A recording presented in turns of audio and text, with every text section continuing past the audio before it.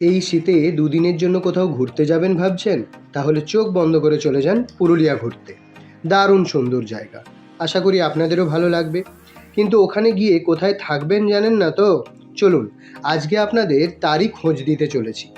নমস্কার, সাতকাহন উপকথার নতুন একটি ভিডিওতে সবাইকে স্বাগত।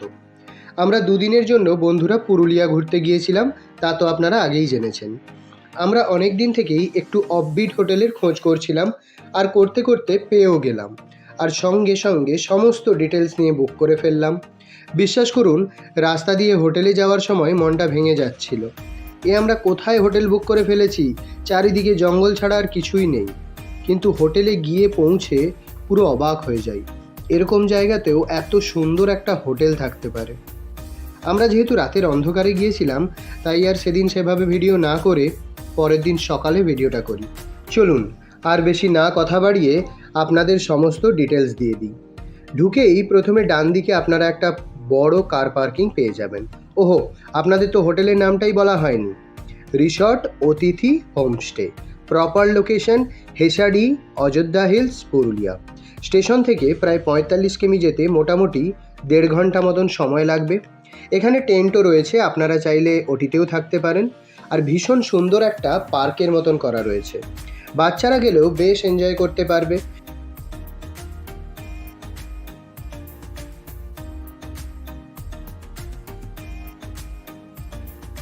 এমনকি খাওয়ার জায়গাটাও বেশ বড়। আর ঠিক তার পেছন দিকে একটা বড় ফাঁকা জায়গা আছে, যেখানে আপনারা বনফায়ার বা নিজেদের মতন করে আনন্দ করতে পারবেন। কোনো রকম ডিস্টারবেন্স নেই, সাথে আবার একটা সুইমিং পুলও রয়েছে। তবে শীতকালে এটার খুব একটা প্রয়োজন পড়ে না। কি ঠিক বললাম তো? তো যাই হোক, রিসর্টে 2 বেড 4 বেড সমস্ত ধরনের রুমই রয়েছে।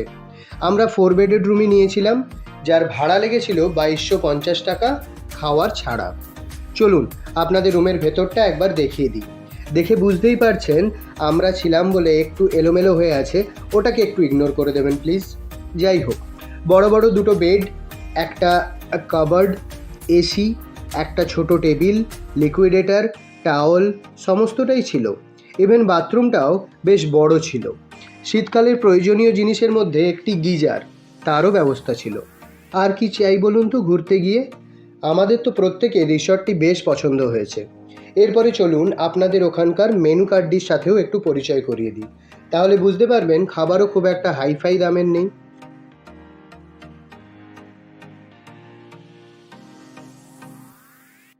আর এই হলো রিসর্টের রাতের ভিউ।